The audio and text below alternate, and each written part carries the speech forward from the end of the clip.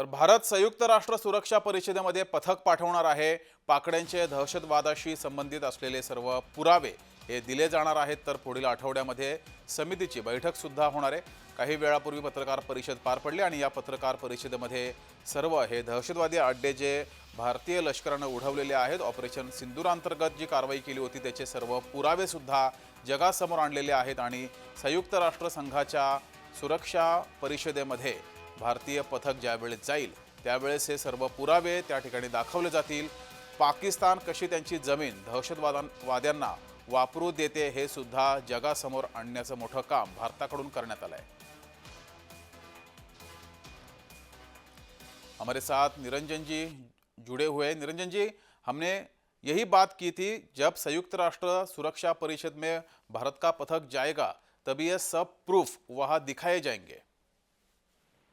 जी बिल्कुल, आपने सही कहा है कि भारत की प्रतिनिधि जो है जब वो यूएन में जाएंगे तो इनके पास जितने भी साक्ष्य है, जो पुलवामा के समय में जो आतंकी हमले हुए थे वो भी साक्ष्य है, और भारत की सरकार ने जो वहाँ उनके आतंकी ठिकानों को नष्ट किया है, उनके रक्षा प्रणाली को नष्ट किया है, उनके एयरवेस को नष्ट किया है, इन सारे साक्ष्य को लेकर के जाएंगे और वहाँ बताएंगे कि कैसे पाकिस्तान की तरफ से आतंकवादी गतिविधियां चलाई जा रही थी।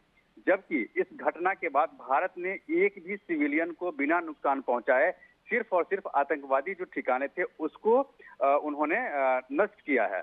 और सबसे बड़ी बात आप देख लीजिए इसमें कि पाकिस्तान की तरफ से ये फोन आया है, डीजीएमओ को फोन आया है कि वो बातचीत करना चाहते हैं, वो सीज फायर करना चाहते हैं। ये पाकिस्तान की तरफ से किया गया है। तो इसके बाद ही भारत के डीजीएमओ ने उनसे बातचीत की और उन्होंने ये भी कह दिया कि हम सीज फायर जो हम करेंगे तो उस पर आपको कायम रहना है, अगर आप उस पर कायम नहीं रहते हैं तो जवाबी कार्रवाई की जाएगी। ये बात भारत की तरफ से कह दी गई। और आपने देखा होगा कि आज जो प्रेस कॉन्फ्रेंस हुई थी उस प्रेस कॉन्फ्रेंस में भी ये बात उन्होंने कही, एक बार फिर से उन्होंने उसको दोहराया कि भारत की सेना अभी भी बॉर्डर पे तैयार है और आगे भी रहेगी।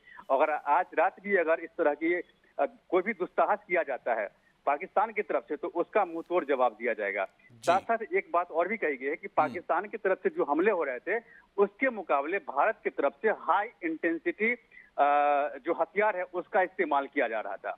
एक और जो अहम बात है वो ये है कि ये बताया गया सेना की तरफ से कि जो हमने अपनी सीमा में रहते हुए सारे टारगेट को नष्ट किया है, हमने उनकी सीमा में क्रॉस नहीं किया।